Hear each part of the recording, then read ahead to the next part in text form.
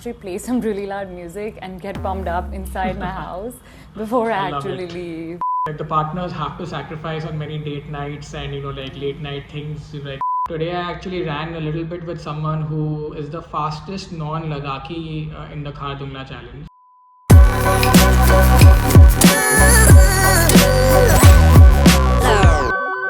Okay, Jishnu and Charu, welcome to the podcast. We're discussing something very, very exciting today. Both of you are avid runners. You love running marathons and a lot more. Firstly, Charu, I come to you. How do you feel to be on the podcast today? I'm really excited. I feel like I keep trying to get people to talk to me about running and how I'm doing. And I kind of bore them sometimes. So it's nice to get a platform to be able to talk just about that. Fair enough. Likewise, I'm very excited to have you. Jishnu, what about you? I'm super excited. I was supposed to be on your podcast a month ago when we were discussing, FPL for beginners, and unfortunately couldn't make it. And I was quite bummed out about it. And I'm so glad that I'm finally here. And yeah, like Charu said, I struggle, with telling people about running. Sometimes it just gets a little boring for them. And yeah, I'm glad that there's this platform now where we can talk about things and people will listen. So yeah, good to be here. Perfect. Pleasure to have you guys. So let's dive right in. The first question I have for both of you, I mean, Charu, I'll come to you first and then Jishnu will move to you. Talk to me about your journey when you started running, right? I mean, a lot of people kind of find running boring, cumbersome. They prefer just playing football, squash, or some sort of sport, right, to maintain the cardio levels. But what kind of motivated you? And talk to me about your running journey. Yeah, absolutely. So for me, I was in that same boat, right? For me, I mean, around 8 months ago, I couldn't run a kilometer without getting bored. So where my journey started was I've been strength training for about 8-10 years now. And I think about 6 to 8 months ago, I just had this sort of feeling that I need to switch up my training a little bit. I want for my body to also I want to do some kind of cardiovascular exercises. Of course, there's sports like squash, there's football and other sports, but I just wanted to kind of give running a shot. There's obviously, running's also, for the lack of a better word, very in right now. So it came across as reading a lot about it, as reading about the benefits to sort of just overall for your health. And so I was like, let me try this. And I was bored out of my mind when I was trying to run for the first month. Fair enough. Every single week, the first kilometer, I would like stop at the time I was using, I think, the Nike running app, just like count every second till I finished the first kilometer. So it was hard. But then it was something I really wanted to do, so I just kind of had to keep at it.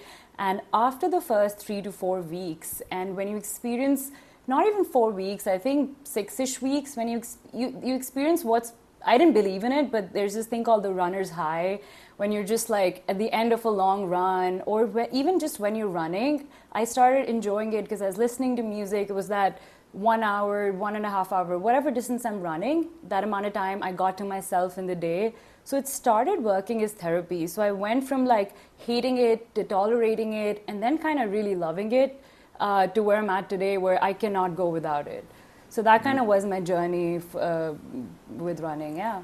Nice. I hear you completely. At times when I'm walking to this gym, I see you running around the society, whether it's 45 degrees or 50 degrees, you're still at it. But yeah, pleasure to know that. Jishnu, what about you? Talk to me about your journey. So Ronak, I think we've known each other for nearly 17, 18 years now, and you know that, I've always been someone who played some sport, right? Whether it was cricket, football, squash, badminton. I think spent our, childhood playing, then school, college, that's all I did. Back in college, if you would tell me that, okay, go for a run for 5 minutes, I would crib. But you told me to go play football for 3 hours, I'd probably be like, yeah, let's do it, right? So that was me, always. Then, the COVID pandemic hit and everything, just came to a standstill at that point. So, there was no outlet. We did like all of those like things that people were doing at home, right? I think BoxFit was doing something online, Cult was doing their own thing. So tried to do things like that, but that really wasn't something that I enjoyed. And then, there were these friends who I stayed with, Udbhav, Rishabh, all of these people in Delhi. Yeah. And we decided that collectively, that we had a group of, us who lived together and who were friends in Delhi, that collectively in the month of June 2020, let's, 11 people try and do 100 kilometers. So it was like, like 9 kilometers per person for the entire month. So I was like, okay, cool, let's try. And that's how, I went out for a run the first day.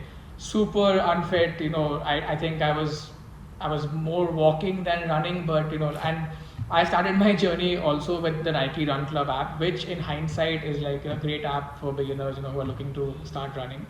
And like I was clocking like 9 minute plus or like 10 minutes per kilometer, which was more walking, running, and then but the next morning I was up and I was like, what, it felt great, like why don't we try again? So then I went again and I went again, and that month we did collectively meet our goal of 100 kilometers, but out of the 11 of us, I hit like 60 kilometers that month. Wow. So that's how it it started. And and moving forward, it became, I think what Charu said, it became like therapy for me. It would be like my time where I'm just myself. I'm thinking, there is thoughts that are going through my head. I started running with listening to music, then eventually stopped doing that, and then it was just like irrelevant thoughts or things that are super important. I've even had like work breakthroughs, when I'm thinking about a particular issue, and it's like it just came to me when I was running. So so that is how my journey with running began, actually.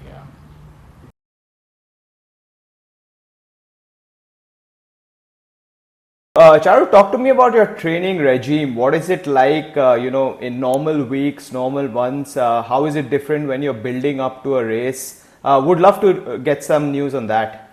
Yeah, sure. So for me, I've always tried to balance, again, like I said previously, strength training and running. So, and honestly, the strength training has helped my running quite a bit, which is why I kind of didn't want to give up on that. So I try to work out 6 days a week, of which I try to run for 3 days and strength train for 3. Of the 3 days, one of the days would be, which is typically like a Sunday for me when I have more time, I would try to do my long run, which is anything over 12 kilometers, really depending on how I'm feeling. And this is how I train on sort of non-event days when I'm not following a specific sort of regime. So it would be one long run for me, and then I'd try to do one interval run. And that's something I've only recently started, I think for the past 1.5, 2 months. And interval training has been a game changer for me, especially to build up speed.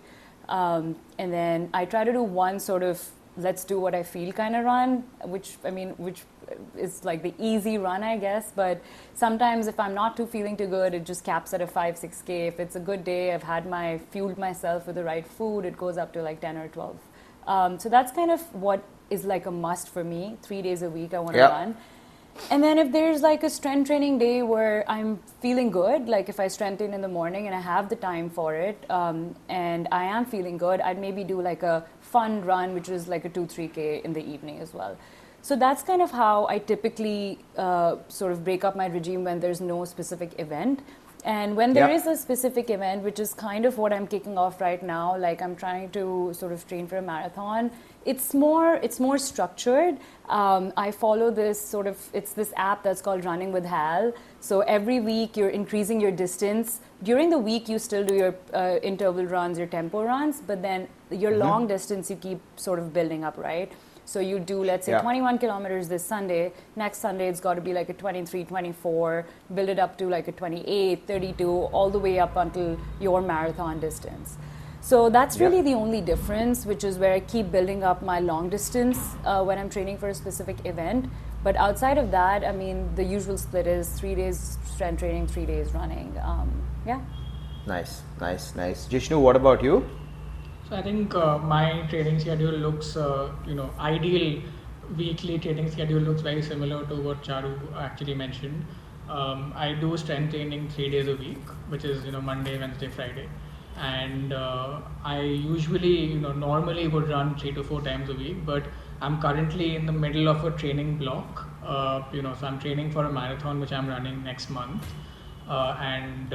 Because of that, I have very specific training goals. I have a running coach who's set things out that I need to hit, I have a weekly mileage. I have, interval runs, tempo runs, long runs, like Charu also mentioned. So it's a mix of both. Currently, I'm actually, running some days 5, some days, 6 days a week, and I'm strength training 3 days a week. So it's a little hectic. But generally, when there is no big event coming up, and when it's, when it's a lot lighter, strength training, 3 days a week. I think that's great, and every runner should strength train. I did not strength train for the for the first 3 years that I ran, and I just would go out there and run, and and feel great about what I was doing. But obviously, my timings weren't improving as much as I'd want them to improve.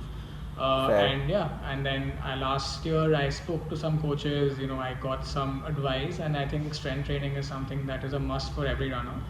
And that's where we're at.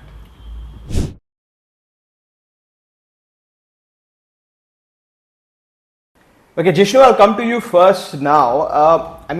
When you're running and doing something, people call very monotonous, at times it might be really tough mentally, right? When I try to run, at times I kind of mix it up, mix out my workout just to kind of go for a run at times, if the weather is good, etc. But I find it really tough on the head, right, mentally, because I'm like, man, this is boring. But how do you guys do it, man? Where does the mental toughness come from? So, I think I'll break this answer down in 2-3 bits. I think the first thing I'd recommend to anybody, and it took me a long time to do this, is find a running group or a running buddy. I think it's a game changer, because like you said, right, like I think you have those inner demons telling you that, you can't do it, or, it's not possible, or you're bored. After a while, you're just like, why am I doing this? I might as well do something else. So I think a very good way of getting over this is have either a friend or two who run, or there are lots and lots of running groups. Running groups are in now, like and if you go to any of these places, especially on weekends, you'll find a bunch of running groups, different people at different paces. So it's not that you have to be embarrassed about whether you're running slow or whether you're running fast. There is a pace group for every I think there'll be someone who will be doing it at like 5 minutes a kilometer, and there'll be people who are doing it at like 8 minutes a kilometer. So I think that's one very good way of trying to get over the initial hump. And when people, and these people, I think the running community by themselves are wonderful people. I think they are the most encouraging bunch. People are always out there to help you. I've had situations where at the end of a very hard workout, I have maybe a kilometer left, and someone who I barely know but has seen me running here and there will ask me how's it going, and tell me that, you want to I can do the last 1K with you just for me to finish, right? So I think that's one way of going about it. Secondly, what people and what I did initially is I would like block the noise out very early on. I would try and do that by listening to music, and what I started doing is listening to different kinds of music, and then from music I moved on to podcasts. There's one of my favorite podcasts which I would usually listen to whilst driving to work. I started listening to that whilst running, and I think that just made it a lot easier. Time would move quicker, and I wouldn't continuously look at my watch. I think one of the things that we end up doing is we keep like looking at the watch to see, okay, how many more miles left, or how many minutes of the interval are left, right? I think when you have a distraction, you automatically like don't look at that. Like today I did a fairly long run, the longest run that I've done in this training schedule of mine.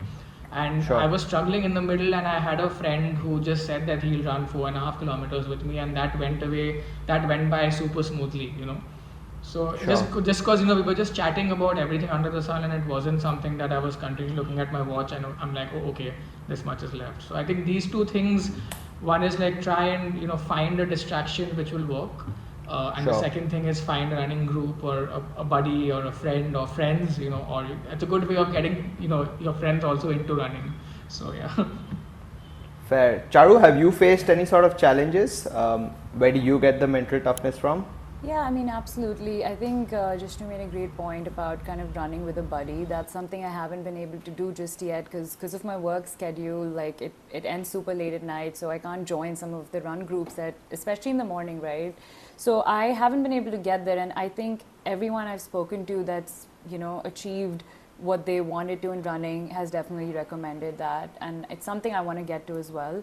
But for me, it was honestly, I think about consistency because that's so important in running. And then there's so many things, right? There's a Sunday morning that you just want to sleep in, and at the end of the day, what I remind myself of is just today, like I did a long run today as well, and I was just reminding myself, just remember how you feel at the end of it, right? And that keeps me going while I'm actually doing the running.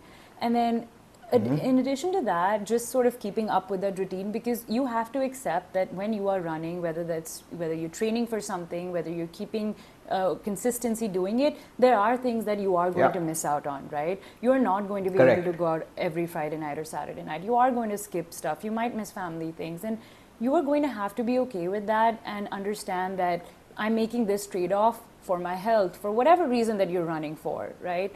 So I think accepting that is important, and just kind of putting your mind to it and knowing that, okay, I'm doing this, and this is a decision I'm making for myself, and I'm happy with it. So it's okay if I don't join my friends on Saturday night. Sure. So it's just about accepting that and sort of, understanding and giving yourself the clarity that you want. And then I think secondly, it's also, like I said earlier, just important. It is a mental game.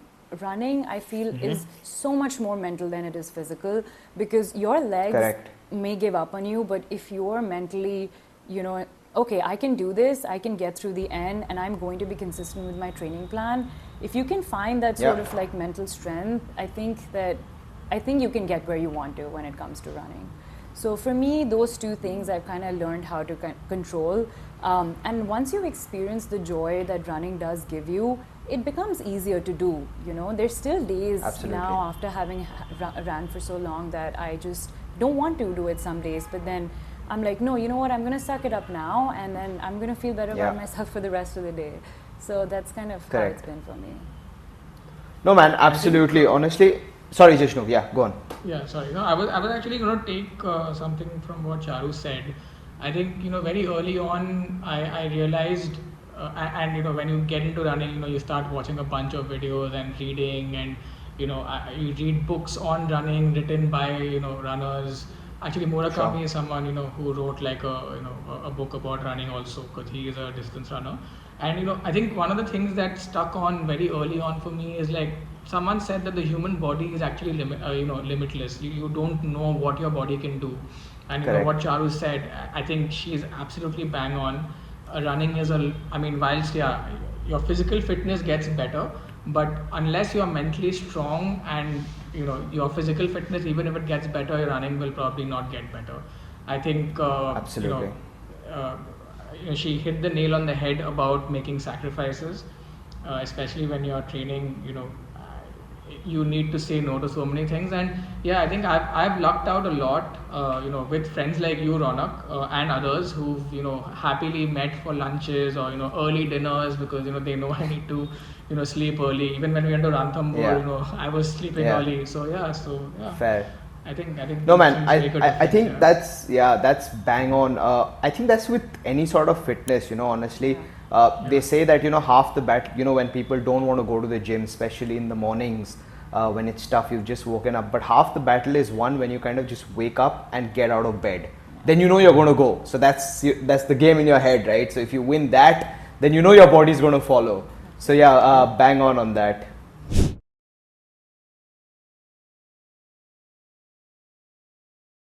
Okay, guys, what do you do about recovery? I mean, running is so tough on the body, right? Whether you're training for a marathon or running a marathon or just running a casual 5K on a particular day of the week. But recovery is very important. So how do you deal with that? Charu, I'll come to you first. Sure.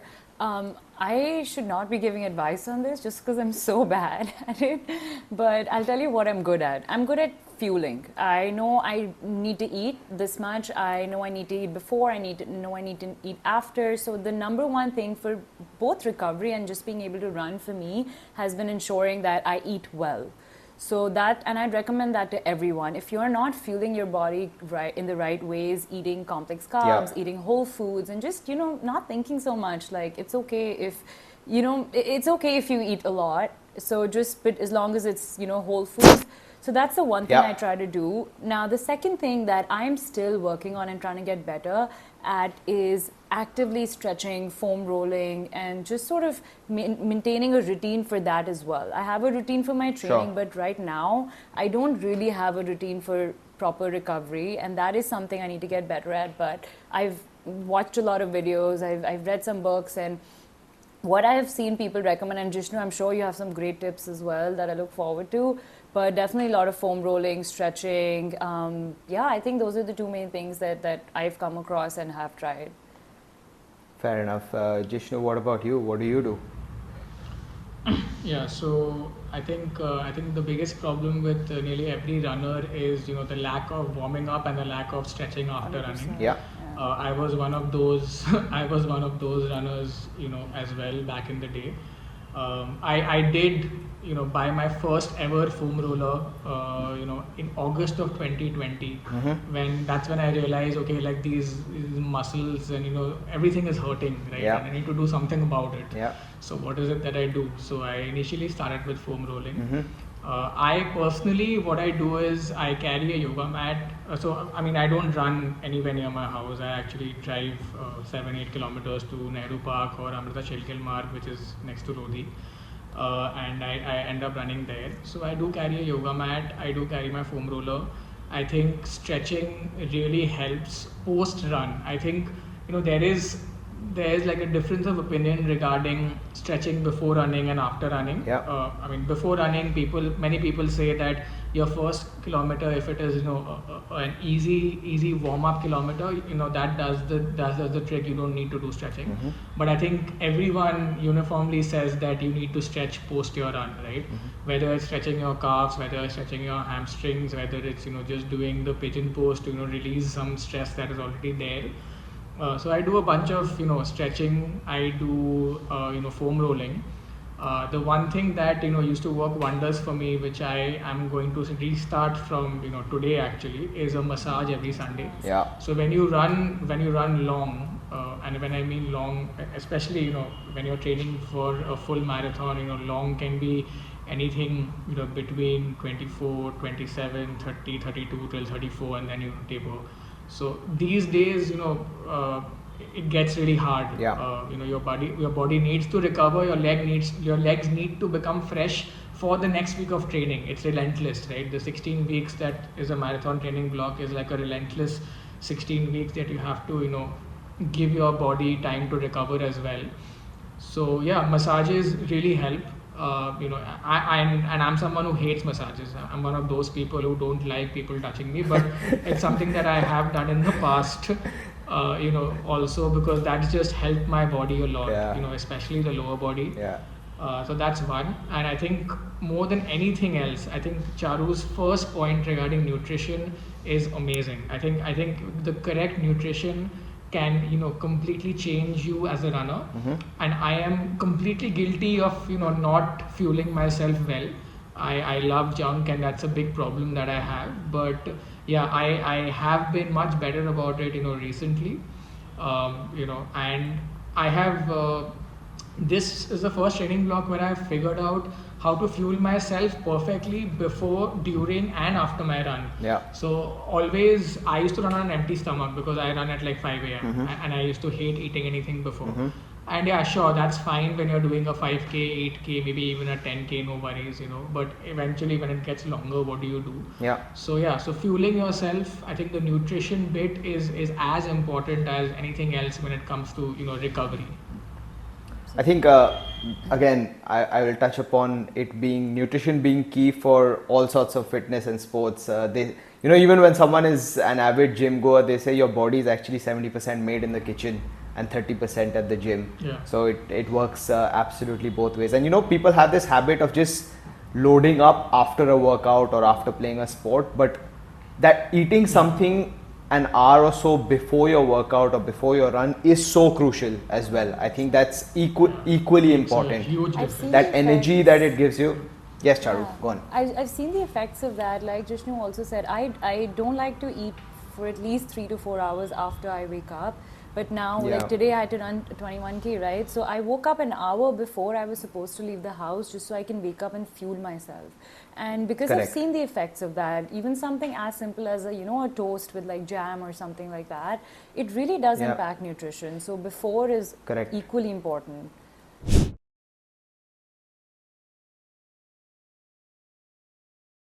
Okay, Jishnu, I'll come to you first. Any race day superstitions, rituals that you follow?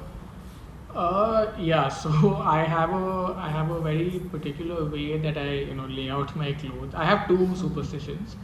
I have a very particular way that I put my clothes out the night before. Where I keep my shoes. How I keep my socks. Where I keep the bib. I don't put the safety pins on in the bib.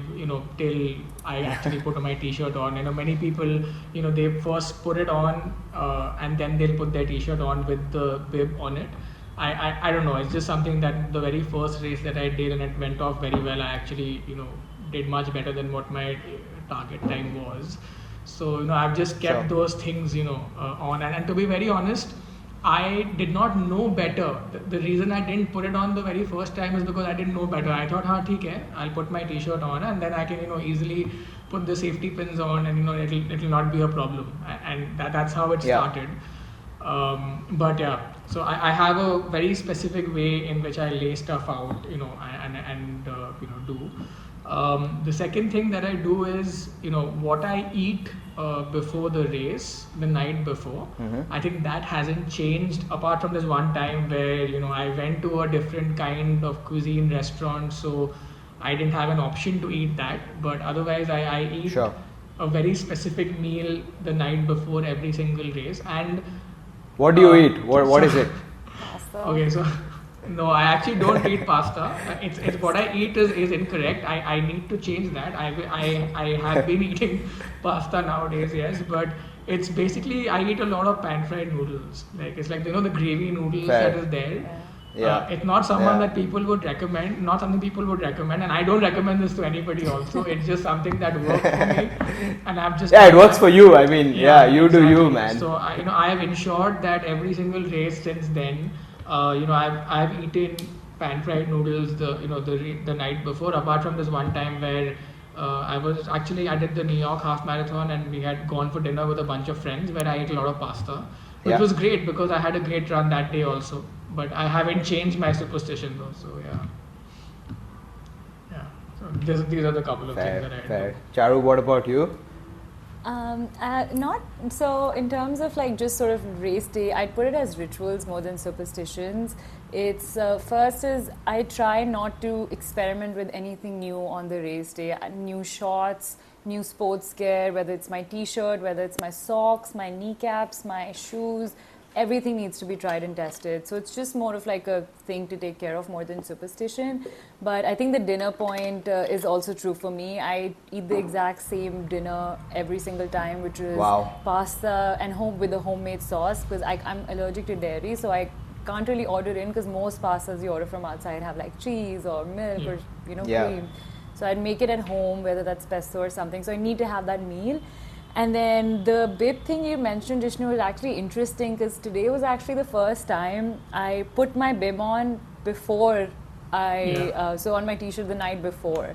So that was interesting, and honestly it's not that much more functional, or even like it's not a better use of time, because when I put the bib on, so you're not missing out on anything is what I'm trying to say. Like putting the bib on the next morning is totally fine, but so those two things. And then obviously again to Jishnu's points, when you wake up in the morning you don't want to scramble looking for stuff, so everything needs to be, I don't care about how I lay it out, but I need to have everything in one place in front of me, whether that's my running gels, my electrolytes, my water bottle, everything needs to be right there. And that's pretty much it. I also, this is not a superstition, but a ritual that's worked for me is like, I like to wake up in time and actually play some really loud music and get pumped up inside my house, before I I love actually it. leave. So That's that's amazing. something. Yeah, that's something I like to do. But Charu, I think you forgot to mention one thing. Apurv coming with you and sitting in the car while oh you yeah, run. okay, that happened one time. So Okay, yeah, fair. okay. But I did make him drive me today this morning as well. So I Fair guess enough. maybe not No. a one-time thing. But yeah. I guess more than rituals and superstitions, you really need your partners to be very supportive, right? Oh, When you yeah, guys Absolutely. wake up at 4 a.m., 5 a.m., Yeah. blast music in the room, Dude, he's and like not a they morning need to be person. okay. Last Yeah. night, I was like, hey, I know I said I'll go myself, but is it okay if you drop me at like 5 in the morning? He's like, oh God, yeah, I guess. And then I was like, great. Absolutely. I think it's super important. You have to, like, the partners have to sacrifice on many date nights and like late night things, like Yeah. movies or going out to parties, because you're just figuring things out. And yeah, I think Shivangi has, she hates waking up in the morning and she hates cardio. She's more of a Yeah. yoga, Pilates kind of a person, and she actually did sign up and do a 5K when I did the Delhi half earlier this year, just to support me. Interesting. So yeah, so definitely, I think Love having it. supportive Love partners it. is a very big part of this. And I think Ronak, I think you'll say the same thing. It's the same with every sport, right? I think any passion that you have. I'm sure Suhina, Yeah. even about your podcast, right? Like, she is being supportive, and I'm sure you sacrifices she's having to make right now. So, yeah. Absolutely, man. Like earlier, it was okay. Ronak's busy for 2 hours every weekend when Did you Manchester guys United go for play. they went, I think you guys went for like a one-day trip, and poor thing, and Ronak was recording his podcast over there. I mean, You guys went for India one won. night. We went for one night to Jaipur, but India won the World Cup that night. Yeah. There was no way I was not going to shoot that. But yeah, honestly, she has been super supportive.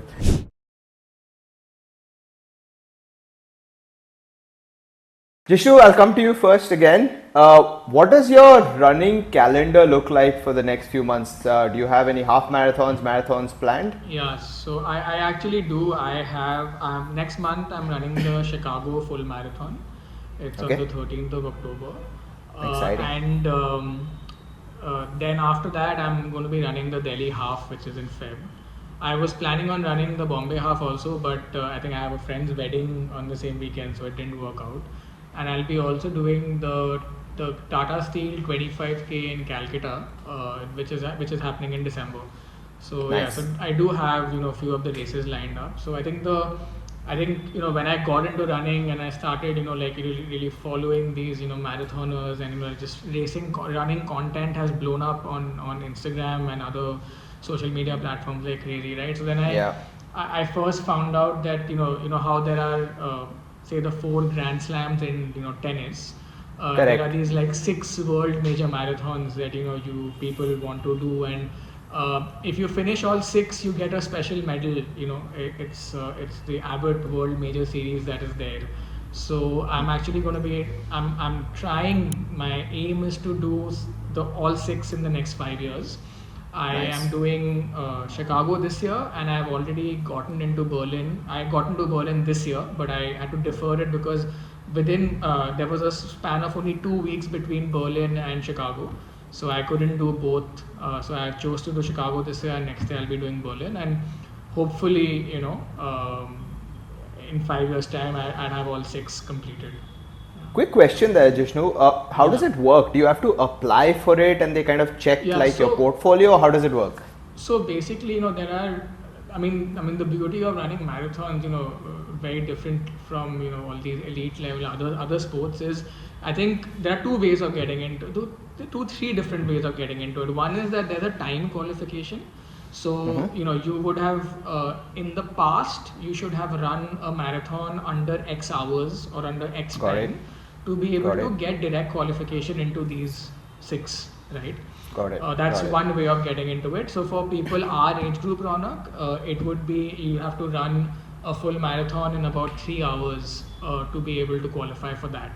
So that's Fair. one way of getting into it. Other than that, every 5 of the 6 world majors apart from Boston, so that's Tokyo, Berlin, New York, Chicago, and London, they have what you call like a lottery, which is like a lucky draw.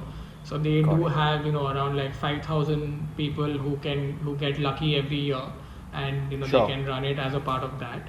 And there are some specific seats that are reserved for charity. So today if you want to sign up for a charity, you can, where you have to commit that you will raise X amount of money for that said charity, and if you can't raise it, then you have to pay the difference yourself. So say you've committed to raising, say 2,000 pounds. Fair. You've only managed to raise say 1,500. The 500 remaining goes from your card that you do. So these are the different ways people can get into these world marathons. And the beauty here is that today not everyone who has a 3-hour marathon needs to, can do it. People who have slower times can also run it. So I think that in itself is very nice. Absolutely. Charu, what does your schedule look like? So I'm running the Vedanta next month on October 20th, the half marathon. That's one. Then there's a full marathon in Delhi. I think it's the same event, Jishnu, in Feb, which is running the full. So that's going to be like the full marathon. I want to run it because I want to use my timing there to qualify for some of the races Jishnu was mentioning. And I think all of us as runners have that goal to do those 6 sort of marathons across the world. And so next year, the other one that's on so I want to do around 5 years. I want to complete the 6. And in addition to that, I'm also trying to do the Ladakh marathon next year, which usually happens in October or September. So that's something I'm trying to do next year as well. There's this there's a marathon, and then there's the Khardungla, which I think in Jishnu it's 78 or 80 kilometers. So Khardungla is 72, and then there's a Silk Route Ultra, which is 122. 120. Okay. So I want funny to try. That you brought it up. Today I actually ran a little bit with someone who is the fastest non-Ladakhi in the Khardungla challenge. Wow. And he did the Silk Route Ultra this year. Wow. So I don't really know him. He was just there, and how much time do you have to finish that in? Is there a specific time? I am not aware of the Khardungla time cutoff, nor am I aware of the Silk Route Ultra time cutoff. But the one thing that irrespective of whether you meet the time in the New Delhi full, I think Berlin and Chicago lottery opens next month. So you should just put your name in anyway, right? Why not? Yeah. If you meet the cutoff, then perfect. That works out for you. But even if you don't, it's still something that you can look towards. Yeah.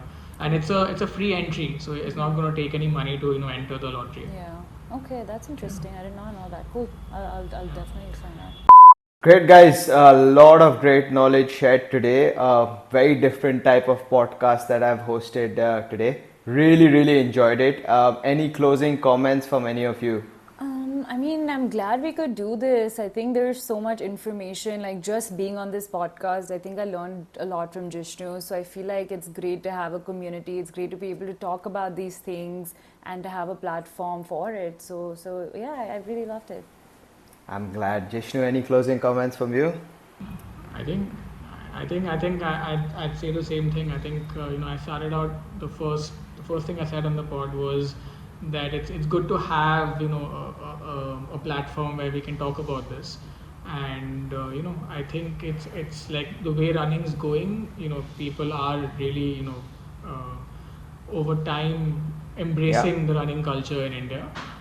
When I started running, I think there were maybe like a couple of run clubs that I would see actively running in Delhi, maybe 4 or 5. I think now there are close to 15 to 20 that I see at every single Sunday.